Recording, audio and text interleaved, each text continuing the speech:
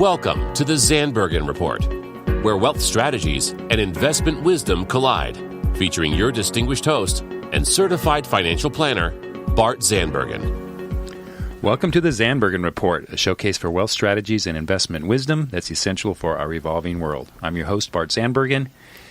Paul, you need to be really nervous today. I was. You as often you bring in very, attractive people here, good-looking people here, and I thought, well, she must do something. She's an interior designer, or she's something that's very artistic. And then she tells me she does investigations. I'm worried here. Private investigations. Oh. So we have with us today a very special guest. Maki. We got the Rockford Files today. No, I'm dating myself here. Whatever. That's really What's an earlier? So we have Maki Kudaka. She's with Kudaka Investigations. Maki, welcome to the show. Thank you, Bart. Thank you for having me. Thank you, Paul. Of course. Before he jumps in, are there really real-life stories of like Sam Spade? I'm going to go back into the 40s. There was Sam Spade, the private detectives that are always looking for the what the cops can't find or something here, or is it just more mundane than that? Oh, no. They're all exciting and fun stuff. Yeah, the show today is all stories. Okay, all right. I'm going to sit back and listen. Here we go. All right. Maki, I'm going to fill everybody in a little bit about who you are, and then I'm going to have you fill in the gap. Sure. But Kudaka Investigations is a full-service, licensed, and insured private investigations firm based out of Orange County. Maki has an extensive background in the private investigation and legal industry. She was the vice president of a large private investigation firm based out of San Diego. And prior to a career as a private investigator, Maki worked as a certified paralegal, where she gained the knowledge and experience as a meticulous legal researcher. I'm glad it was meticulous, Maki, not just illegal. She graduated with honors from USC with a BA in political science and a minor in East Asian studies. And Maki serves on the board and was vice president of administrations of CALI, California Association of Licensed Investigators. That's a lot going on. I had no idea you were that deep. See, I fooled you. You did fool me. I fooled a lot of people. So I don't think I've ever shared this with you, and Paul doesn't know this, but I think either in a prior life and or if I wasn't a financial advisor, I would be either an investigator or like an FBI agent, because I just love that stuff. Yeah, you can play the part. I can't wait for your stories. So why don't you tell the audience kind of how you got to be an investigator? What led you there? Sure. Well, I consider myself a professional snoop. I love to dig and research and prove people wrong. Or prove people right. Yeah. And I, as you stated, I was a certified paralegal, and I love doing legal research, and I actually wanted to become an FBI agent. But living in Orange County, South Orange County, I didn't want to move to Virginia for 6 months for training and then have the possibility of being shipped out all over the world. So I decided to take my chance as a private investigator and got my break in a large investigations firm in San Diego, as you mentioned, and went and did the grunt work, was a field investigator, and I loved it, and I stuck with it, and almost 6 years ago, I've been an investigator for 10 years now, and it'll be 6 years this year that I've started my firm, and I just love my job. I love doing the research, I love doing the digging, and it's just... It's not all glamorous, and it's not what you see on TV. Sometimes, especially when you're sitting in a parked car for a long time during surveillance. But it is exciting. Every day is different. I love my job. Yeah. Well, you mentioned something before. We'll get to that later. But dumpster diving, that's part of the job. Oh, yeah. I can't look like this, Paul, when I do the dumpster dive. So that's, you can find a lot about people when you dump in their trash or when you dive in their trash. As investigators, we're paid professionals to find facts. We're fact finders. So, what you discarding in trash it tells all about a person for the most part, but it's a great way to get to know somebody. I mean, some people do discard their trash and they can shred it, but you can find a lot of mail or personal personal belongings, drug paraphernalia, whatever the case may be, and you can find out a lot about people when you do the dumpster diving. You just need to get some tent or some I don't know if you could hear it, but outside our studio, the trash truck was backing up. I could hear the beep, beep, beep. And I thought, I hope he's throwing mine away here right now. That's our next step, Paul. Paul dumpster diving. So, Maki, what are the type of cases that you normally work on? Well, I do a lot of surveillance. I also do background investigations, which includes social media investigations, as well as criminal defense and civil, such as business litigation and family law-related cases. Okay. Yeah, the family law, I know we've talked about before, so those can get pretty hairy, huh? Oh, definitely. Yeah. I'm sure you deal with a lot of those type of cases or clients. I have those kind of clients, but I never get to that level. I never really get to see what happens. Sure. So on the background check, so what kind of people are hiring you for a background check? Well, background, it could be large firms wanting to recruit somebody or an employee, potential employee, or it could be a father curious to find out who their daughter's dating. Oh, yeah? It could be a woman who's going to marry somebody, or vice versa, a rich man. Yeah. Wanting to marry a woman with not too many or very secretive past. So Yeah. it could be. I work with people in the private sector as well as the private companies as well as the private individuals. Yeah. So it can be anybody. Okay. Huh. So, there's got to be certain laws and limitations. I know you and I have talked about that before. So how far can you go? How far can you push it without crossing the line of invasion of privacy, I guess? Well, now with going back to the pre-employment or background, we can get access to any public records. So basically, juvenile records we're not able to obtain, but we can get any civil records, criminal history. For employment, you're not able to ask specific questions like, are you a felon or have you been convicted of this and that? But as long as we don't cross the line as far as invading, for example, we cannot run somebody's credit report without their authorization. So if an employer has the potential candidate's authorization, we can run the credit. But we're not able to do so without the prior authorization. And also, during surveillance, for instance, we can only record what the public or what the naked eye can see. So, for instance, if I'm working an insurance fraud case, for example, and the subject is the person that we're investigating. If the subject is in their backyard and they're mowing lawn and they claim that they have back injury, but they're mowing lawn, they're riding their skateboard, et cetera, and there's a peephole or some sort of a small opening, we cannot put our video camera into that hole.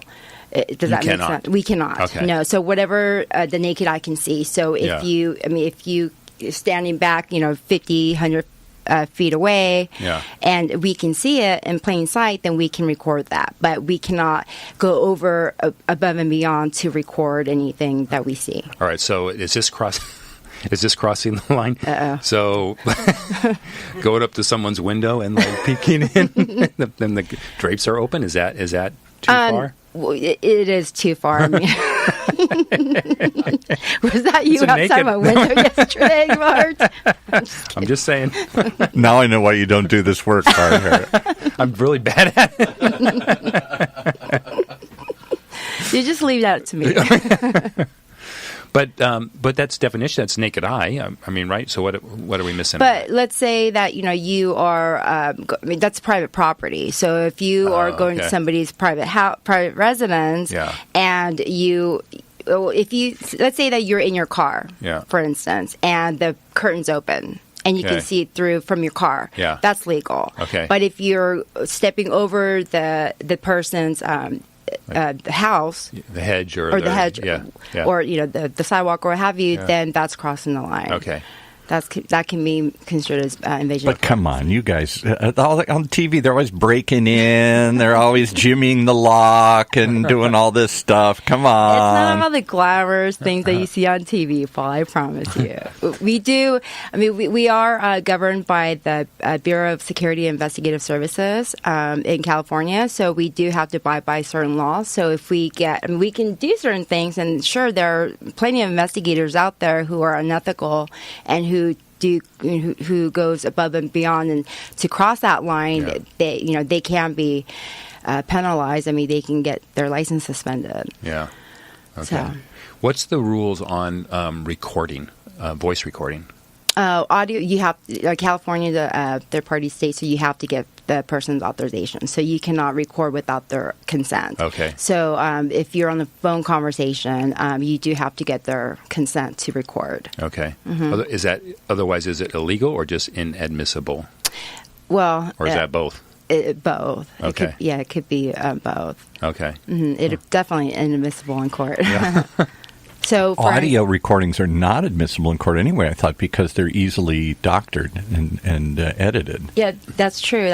Same with video as well. So you just need to. So any investigator, or every investigator, I should say, we need to have or keep the raw footage. So any editing could be misconstrued as editing, or it cannot be not authentic. Okay. So we have to, if we need to cut some parts out for whatever reason, if the video is 2 hours long and there's only 2 seconds of any certain activity, we can shorten it, sure, but you always need to keep the raw footage. Okay. But, not every case goes to court. Yeah. So a lot of cases, especially for private individuals, for infidelity case, for instance, they usually do not go to court. So let's start talking about those. So the juicy stuff. Let's give us a good case study. Are we going to talk about the Jeff Bezos case here? And that was a famous one where he got caught basically, fooling around on his wife here, and it's led to this bazillion-dollar divorce here. Right. Well, actually, I wanted to talk about the Paul Roberts case. Uh-oh. That one's a very complicated But I'll leave that for the end. So give us a good example, like a really juicy example of a infidelity case. Okay. Really great case, memorable case that I can remember is we were, myself and a colleague of mine, we went down to San Diego. We went to this exclusive club. And the client was the husband, and he suspected of his wife. She was early 30s. They had a 3-year-old together, and this client, the husband, suspected that she was cheating as well as using drugs. Okay. And we needed to see he hired us to see if we can do or find out both. Yeah. To obtain evidence of both. Okay. So what we did was, now I love approaching the subjects and befriend them because that's when you can get a lot of great information. Yeah. So what happened was we went inside a club, and on the side note, Paul, do you remember the group back in the 90s called Digital Underground, the Humpty Dance? Yeah. So they were performing the night that we went, worked on this So you case. Infiltrated the group, and you were singing with them here. Actually, he grabbed my hand and said, "You are very beautiful." I kid you not. Wait, the Digital Humpty? Yeah, the nose guy. Yeah. Anyway, going back to the story. That's another story. That's another story.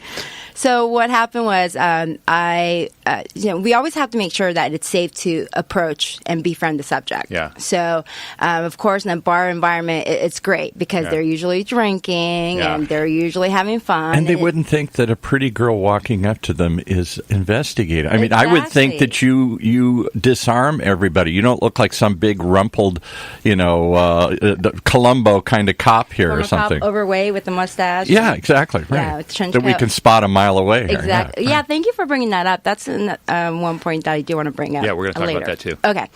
So what I did was I befriended the subject, the wife, and the mother. Yeah.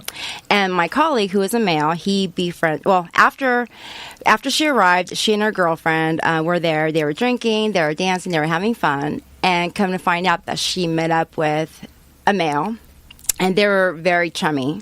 And so we had a hunch that it was her boyfriend. And then after they started kissing and dirty dancing, we figured, we had the right guy. Kind of gave it away there. Exactly. So my colleague, the male investigator, he befriended the boyfriend. Okay. And so as it turns out, the boyfriend, and he had a very distinct name. Anyway, he was a drug dealer. As well as the boyfriend. Okay, suspicion's true. Oh, yeah. So we all were partying together. She knows how to pick him. Okay. Exactly. So we were dancing, we were having a good time, we were talking, and of course I'm getting all the juicy gossip from the girl. And Does she just tell you this? Like just, to any, hey, stranger, hey, let me tell you all about how I'm... This is where your creativity has to come in as an investigator. Okay. I can see Bart's wheels spinning right now. I'm going to say, once you get to know Maki after about 30 minutes, you can say anything. Oh, yeah. Well, see, we need to know how to talk as well as ask questions. So, I'm very approachable. So, and I also like to talk. And I can befriend the rock. So we were just talking, having a good time. So the subject and her girlfriend and I, we all went to the restroom. And when girls are in a club, you guys probably don't know this, but we can go into a stall together. If there's a big line. What? Oh, yeah. Especially if it's a big handicapped stall. We go into I wouldn't go into together. A stall with Bart. Thank you, Paul. I sure hope not. I'm out of here if you do. I'm just kidding. So we went into the stall, and as I stated, she was by this time telling me where they met, how long they've been seeing each other, what they do, what kind of things they like to do, etc., etc. Well, lo and behold, she sits on the toilet. She's going to the bathroom, and she's going number one, and then she whips out her cocaine out of her purse. So I get the money shot of her doing cocaine while peeing. Excuse me, can I say peeing on the radio? You just did. Okay. And so there was great evidence. And then after... And she stood still while you took her picture? Is she doing this? Oh, no. So it's a hidden camera? I had a hidden camera. Okay. Mm-hmm. I had a hidden camera. Yeah. No audio, of course. Yeah. I cut the audio out. But I did have a video recorder on a hidden camera in my purse, as well as I had my phone. And I was pretending like I was texting. Yeah. And I was recording her. So I had 2 shots. Yeah. So, and then we go out, and then we met up with the boys again, and then they invited us to an after party. Well, by this time, we were done partying, quote unquote. So, what we did was we met up with the husband after she took off with the boyfriend and her friend to the after party, and then provided the husband with evidence that he was looking for. Wow. So that case turned out to be, it's mission completed. Yeah, mission complete. Wow. Mm-hmm. But yeah, there's a lot of great infidelity stories. I mean, it's not like, well, I've never seen the show Cheaters, but I know it doesn't go that overboard. But I mean, you do have to be careful though, because a lot of clients, the suspicious spouses, they want to do a ride along with you when you're on surveillance, chasing their spouse. Yeah. So that's not a good idea, because there was a time where you could potentially witness a confrontation. So let's say the husband or the wife sees, in action, they can easily go attack, and they're, that wouldn't be. That's called the Jerry Springer Show. That's a different show. Yeah. Exactly. So Bart has no idea what to ask next. Yeah, so he's stumped. Be very careful and choose my first. Oh, there's another good case if you guys interested. Let's do it. Okay. So this case was out in L.A., and I was a little bit intimidated about this case because the subject, so the wife, going back, the wife suspected her husband, who was a former gang member, and he had a teardrop tattoo on his face. Uh-oh. Well, she suspected of him cheating on her friend, on the wife's friend, and they were all friends. So the wife, my client, and the subject, and the girlfriend. Well, her boyfriend was the husband's best friend, and he was in federal prison for murder. Jeez. So next case. So you're working on. You're trying to investigate a guy who's in a gang, and they're murdering people, and you're going to try and find out if he's cheating or not. Here? Oh yeah. I wouldn't tell her. If you found it, I'd say nothing there. Send me my check. I'm pretty gutsy. Yeah. So what happened was this was out in L.A., and I was doing surveillance. They met up in the street near a medical center and took one car. I went up to the Hollywood sign, and I was able to follow them having lunch and going up to the Hollywood sign and, hiking and kissing and holding hands, etc. Well, when they were leaving, I lost them in traffic, which happens, quite often due to whatever weather conditions or traffic or what have you.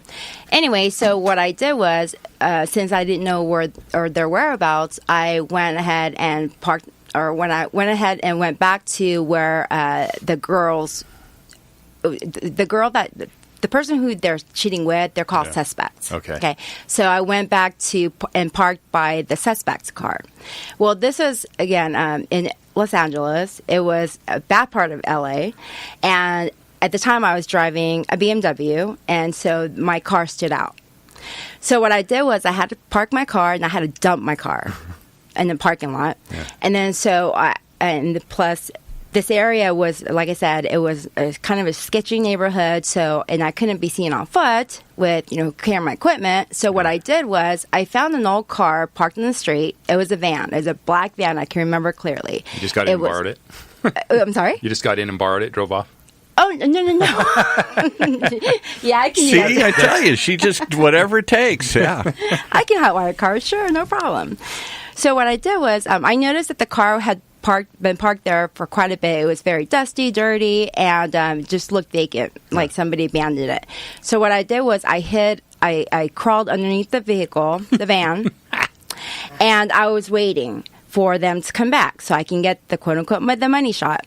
So does your mother know you do this? Oh, yeah, she's very fearful. She's always saying, "Oh, be careful, please." She thinks I'm out there, killing murder or something. But, yeah, she gets very fearful. I mean, it does get kind of sketchy sometimes, but like I said, I'm pretty gutsy. I was going to say ballsy, but I don't think you can say ballsy on the radio. That for sure you can't say on the radio. No, you can't say the word ballsy on the radio. Sorry, Bob. Absolutely can't be done. So I was laying underneath the car. I was sweating bullets. I mean, we're talking gangbangers, right? And in the middle of LA, east part of town, or bad part of town, and I'm just waiting. I mean, it was probably, I would say, 20, 30 minutes before they came back.